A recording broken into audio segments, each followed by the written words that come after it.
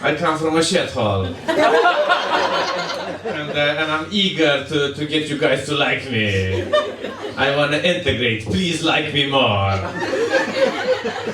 For Marcus Beeby, for Mark Cram, for Suzana, Spacirova, and Radu, Isac, everyone.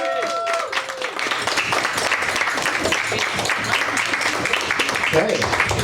So, 1, 2, 3, 4, here we are. So, right, just so you know, furthest from me, nearest to you, that's Radu there. Next to him, we've got Marcus. Next to him, we've got Suzana. And next to, right close to me, we've got Mark from part 1. So, that's the 4 people we've got. Let's take Radu as your starting point. Who would you like to pair Radu with tonight? Would it be Marcus, Suzana, or Mark?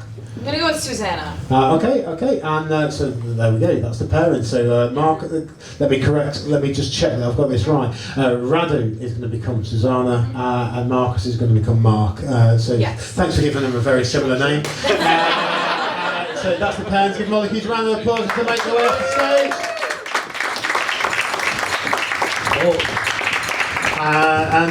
So that's the pairings. They've got 4 performances as themselves, 4 as each other.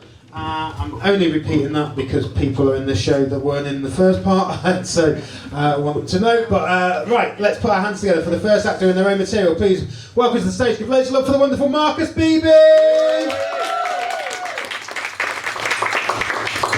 Oh wow, it's me again. How are we? We good? Yeah. All right, I'm not. I'm not good. I'm under pressure. I made a discovery recently that I'm the first guy in 4 generations that hasn't killed someone. Yeah. Well, we'll see how this set goes. I'm not even lying, I'm telling the truth. My great-granddaddy killed someone in World War I, and then my granddad killed someone in World War II, and my dad has a vibe. I don't know what that guy's capable of. Yeah, it's nice to be here. My name's Marcus Beeby, and my dad's name is Chris Beeby. We call him CBeebies. He was in the RAF, Royal Air Force, came in handy when I was a kid. He'd spoon feed me, he'd say things like, "Here comes the aeroplane." But then his PTSD kicked in. Flashbacks. His favourite genre of film is a western. It's not mine. I don't think they're very realistic. There's a lot of historical evidence that says the Wild West, nothing like that, but even little things like the saloons. You know the saloons where one guy will punch another guy and everyone in the bar just starts fighting? Just how much repressed rage was in that bar? But all it took was one guy punching another guy to make everyone in the bar punch the person next to them. You know, the person they came with.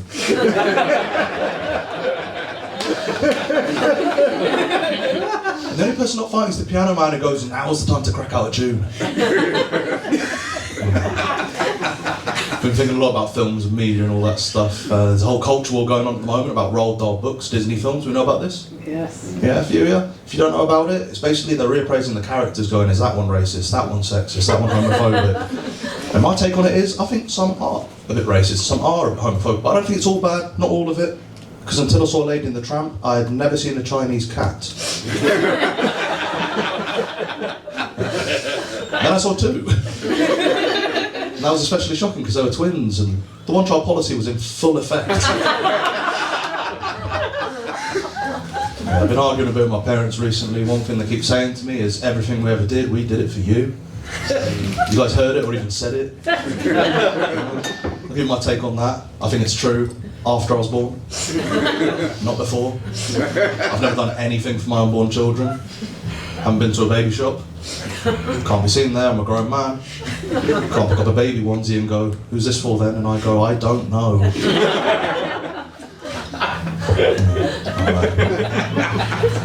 I'm single at the moment. I think I need better game with women. I think that's the missing piece of the puzzle, because I know I'm not the ugliest guy in the world, but I'm not the most beautiful guy in the world either. But sometimes I'll get arrogant and think, yeah, I'm pretty hot. And something will happen to me right back down to earth. Like I was getting these comedy headshots done, right? And the photographer, a few different angles, and then he stops and goes, so,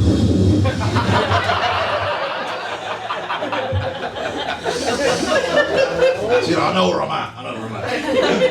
I met this girl recently, right, and she was like, "Hey," and then I was like, "Hey," and then I just froze up and gave her the ick immediately. But you can give someone the ick at any time, right, any time. Because I was with another girl, she's around mine, it's getting raunchy, and she starts scratching my back. And she's like, "Do you like that?" And I'm like, "No." And she's like, "Why?" And I say, because I have eczema. We're not together anymore. Being single has affected the way I travel, because one place I want to go more than ever is Iceland. Top one, Iceland. I want to see the Northern Lights, and the best place you can see them. But I held off because it just feels like a couple's place to go to. You can get pods in Iceland. Do you know about the pods? If you know about the pods, right? If you don't know about them, you can go into the forest, into the wilderness, get inside one, and watch it through the roof. That's a couple's thing to do, right? Because you can kiss in there and cuddle and maybe do other things. A bit different if you're alone, just rubbing one out. If you want to come with me to Iceland, I am available. See you soon. Give it up for Marcus Beeby! And let's keep it going for our second. Let's give it up for Mark Cram!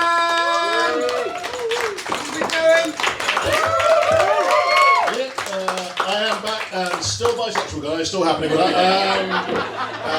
It's going to be a lot about that again. Don't worry about that. Yes, coming out is a weird thing, isn't it? I never had to worry about coming out in my family. My family are the most liberal, understanding people in the world. To show my parents alike, did anyone else used to get Valentine's Day cards from their mum when they were growing up?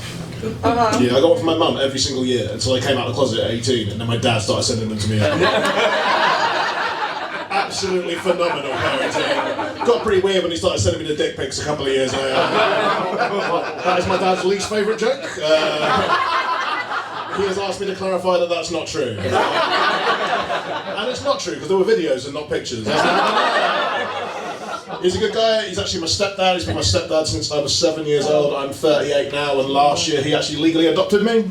Aww. You guys are 30 years! And he only did that so he could go to the pub and refer to me as his rescue child.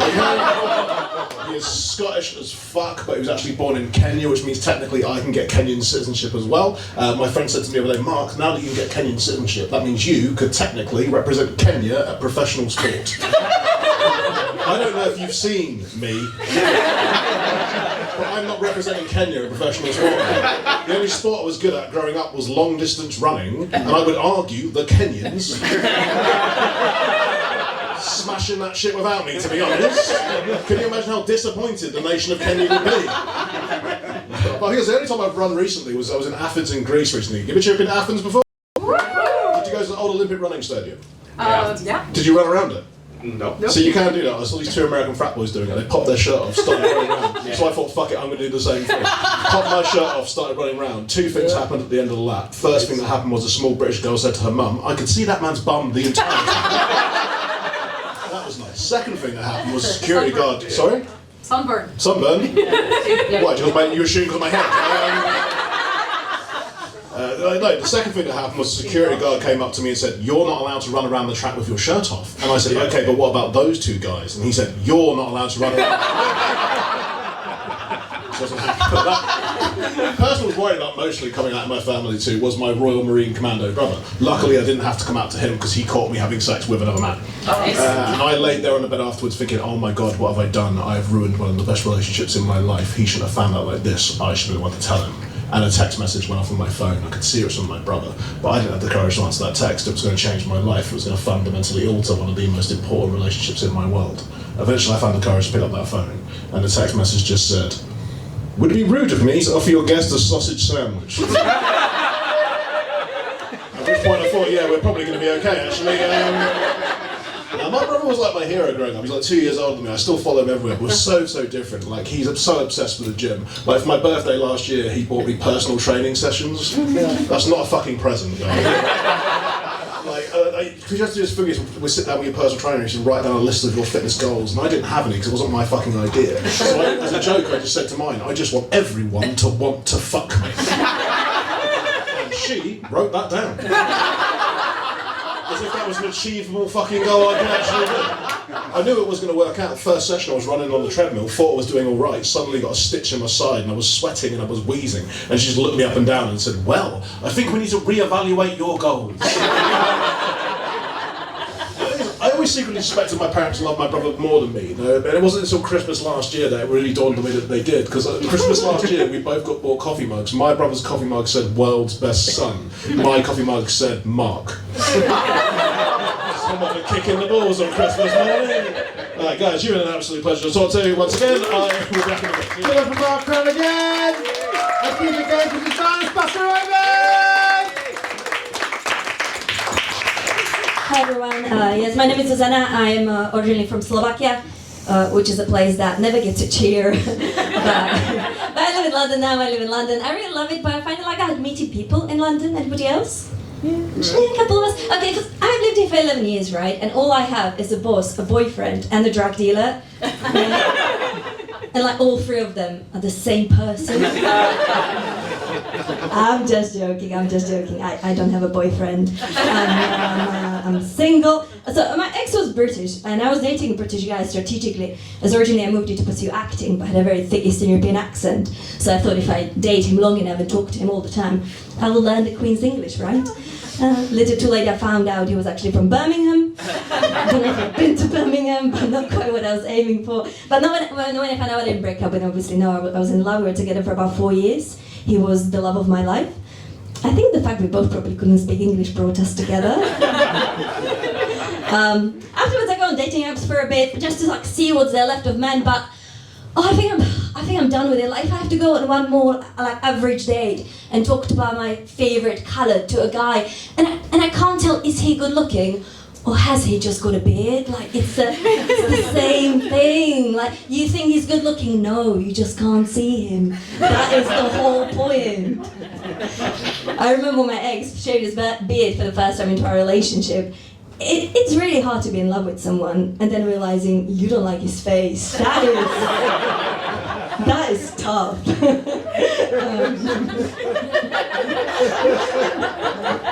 Thanks for laughing at that. That's very nice. I just came back from Slovakia a couple of weeks ago. I went to see my family. I went to spend some time with my sister. My sister, she's cool, she's alright. But I was living with very different people. I've lived here for more than a decade. She's lived back home her whole life. Very different people. But also she doesn't really do anything. She's not like going out. She just lives with parents and she's not like working. She doesn't have a job. She's not seeing anybody. She's not like, sleeping with anybody, right? So last time I saw her, I asked her, listen, girl, why do you live like this? To which she said, because I'm 12. And I was like, okay. Eastern Europe changed, man, okay? When I was growing up. That was tough, growing up in East Europe in the 90s. Like, you guys were eating like beans on toast. I was eating pickled cabbage on everything, and it was not fun. I think like it was funny when I wrote it. Eastern European people, we're proud of like pickling everything, right? We can pickle everything. We pickle like cabbage and beetroot. Our exes, all my exes are in the jars in my kitchen, just lined up on the shelf, floating in the vinegar. They all got little labels as well, like Tom 2019, too clingy. Josh 2020, couldn't commit. Sean 2022, lied about liking cats. That's my favourite. I needed a closure, what can I say? I'm flat-sharing. Is anybody else flat-sharing in here? Oh, just me. Okay, great. No, but I don't mind. Okay, I don't mind living with people. I don't mind having flatmates. But with flatmates, you can only talk in this like one universal language. Small talk. Yeah, we all know it. And I'm Eastern European. Like, we don't do small talk. We do shots. And then we sit in silence like normal people, okay? My family come to me after like 5 times a day. How are you? How are you? And I can't say how I should do it. I have to say like I'm fine. Like I'm all right. Yes, everyone's alright in this fucking country. And it's pissing me off, actually, I'm sorry. So I made a list of alternative short answers to how are you that I'm going to quickly share with you. Number 1, what do you think? Number 2, take a fucking guess. That's it, actually, that's been my time. Thank you very much. Bye. Let's keep it going as well. Give it up for Radu, Isac! So yeah, thank you for clapping. I'm Radu, I'm a comedian, I'm from Romania. I'll do the whole set in this accent. It's the only one I know. I live here in the UK. I've been here for like 9 years now. I don't like it. I think it was a mistake to come. But honestly, I regret it every day. And I'm not trying, I know most of you guys are British, I don't want to upset you. I think you guys have an amazing country, but not for immigrants. Honestly, I think for immigrants it's more of a trap. I really do, because like before I moved to the UK, I only heard good things about the UK. That's the definition of a trap. And before moving here, I would meet British people around Europe. They'd always go, yes, come, it's lovely. You're gonna love it. Everybody is so lovely. And then I get here and I look around. Come on. It's not lovely. It's a bit of a shithole. And then British people around me, they all kind of go, yeah, we know it's a shithole. And we're blaming you for it. Who thinks it's my fault? I just got here. Stop blaming the new people. I know you need to blame somebody, by the way. I was cold this winter as well. Well, don't blame other poorer people. I know who to blame. Let's go to the airport. Those people just arrived. That's what I blame. I blame people that work in finance. Right? It's probably their fault. Have you seen Canary Wharf? They stole all the money. Now the people in the boats, they're stealing the money. I think it's Canary Wharf. If you look at London, Canary Wharf and the city, those are the only nice places in London. The rest of London looks like it's made for mice. And they don't do anything in Canary Wharf. Right? It's not like they deserve all the wealth. They're not really working there. They're just sort of invoicing each other for work that gets done somewhere else. It's just a big circle jerk of paperwork. I feel like a good plan for the UK is keep all the immigrants here, move the financing people to Rwanda. One Tuesday morning, a couple of buses. Like, you know, right? Money is imaginary. And people doing the imagining are cunts. I don't know if there's anybody working in finance here tonight, but I hope you die tomorrow.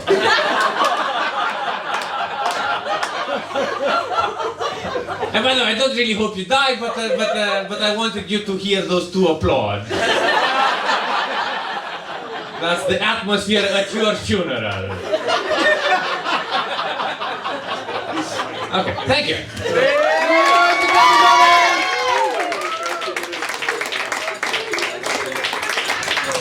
Awesome, and if you're in finance, keep it quiet because you've got to go through that again in a minute. We're now going to see each of the acts become each other, so up first, and this time with the material of Mark Cram. Welcome back to the stage, Marcus Beeby! Hello, it's me, Mark Cram. Yeah, when I was born, my parents thought I was straight. Kind of how it goes. I was doing pretty well out in the field. My mum used to send me Valentine's cards, and so that was pretty sick. And then, but then I did come out to them. I came out to them as a bisexual, and then my mum stopped. I don't know why. We still could have fucked. It wasn't the end.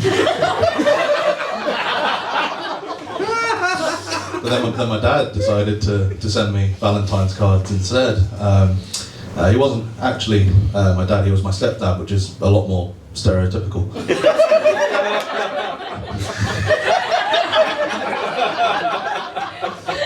So anyway, he adopted me for attention. And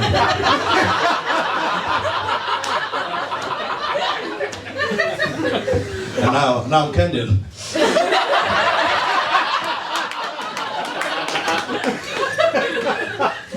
all my friends down the bar, they think it'd be a great idea if I represented Kenya in the Olympics. I told them it's not as easy as that. So I went to Greece. And when I was in Greece, I could have done many things, but instead I saw two guys taking their tops off. I thought, hey, I'll join in with that. And then a guy came up to me and he said, you can't run with your shirt off. And I don't think he spoke English, because when I said, what about them two guys, he said, you can't take your shirt off. So my brother doesn't mind me having sex.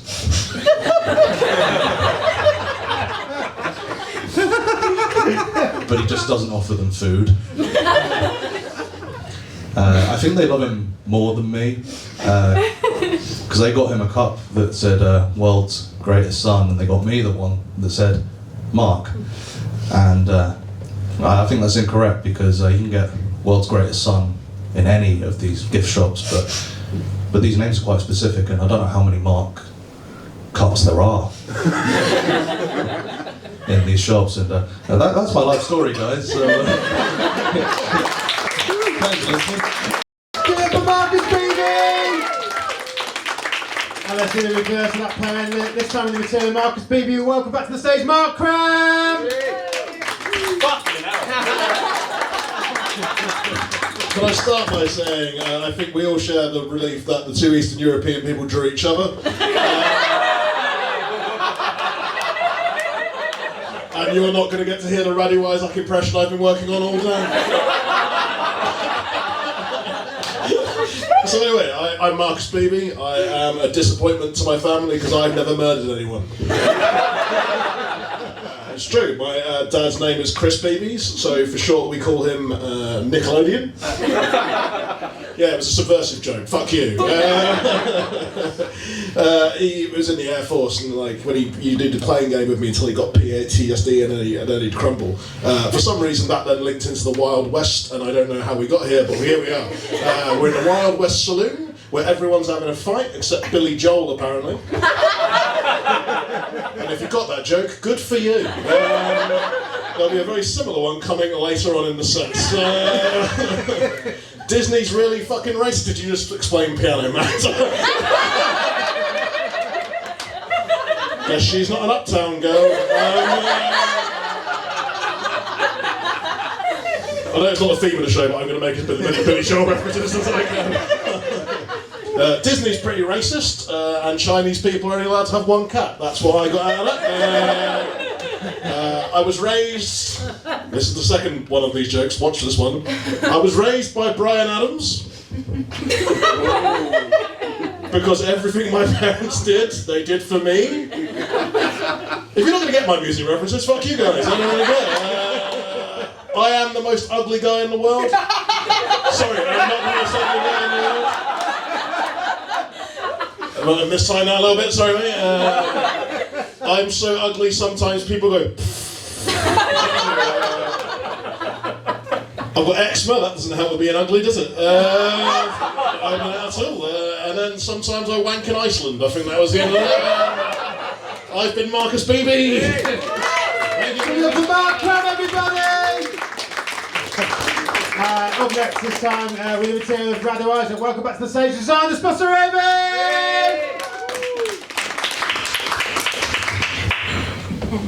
Hello. I'm going to spend the next 5 minutes stating the obvious. Thank you for clapping. I'm a comedian. I'm from Romania. And I'm going to explain to you why your country is shit and how shit it is. You're welcome. This is my accent, it's the only accent I know. I don't like the UK. It was a mistake to come. It's a trap. People tell me it's very lovely before I come here, but that's the definition of a trap. It's not lovely. It's a bit of a shithole, actually. And I blame you for it. I don't know how this is my fault. let's go to the airport and blame people there.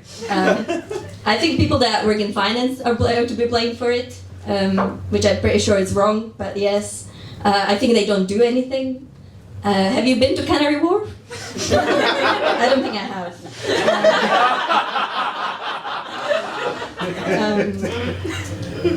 Rwanda.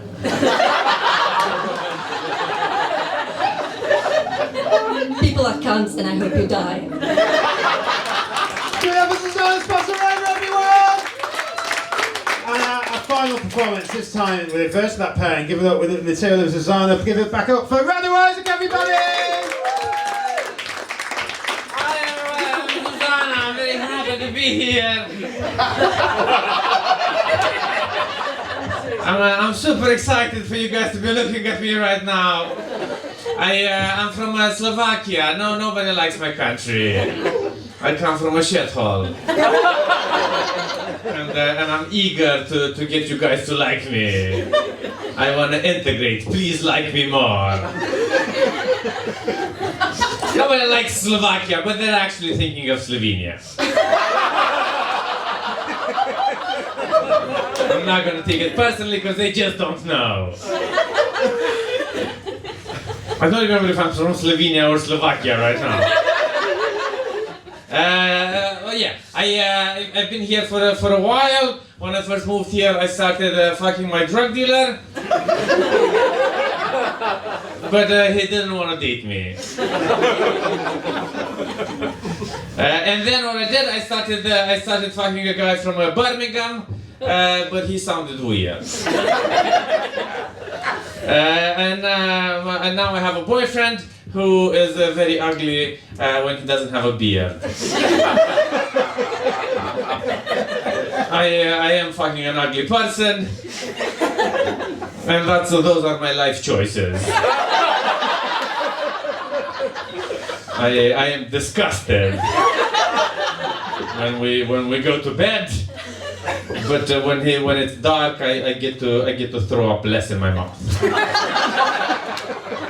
I have a sister who's a geek. She doesn't have any tattoos. She's not fucking anybody. She's also 12, but she should be fucking somebody.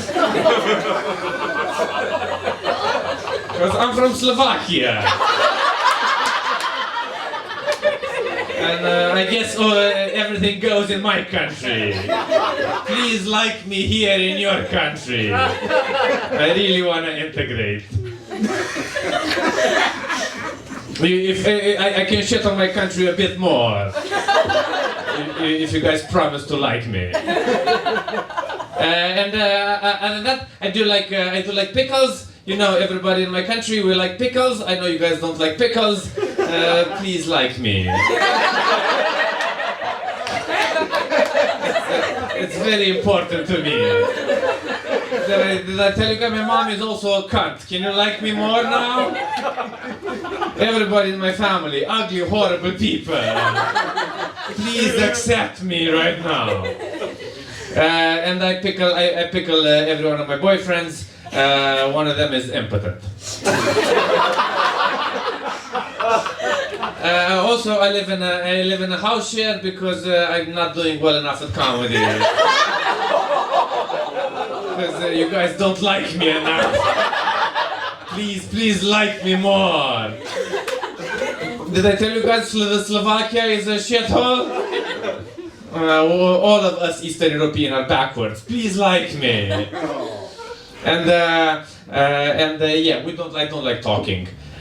So when my housemates talk to me, I just don't really talk back. And I have like a list of standard answers. When I get asked how are you, I just say my country is a shithole. Thank you very much. Everyone! That's the two Eastern Europeans never talking to each other again. Mission accomplished, divide and conquer.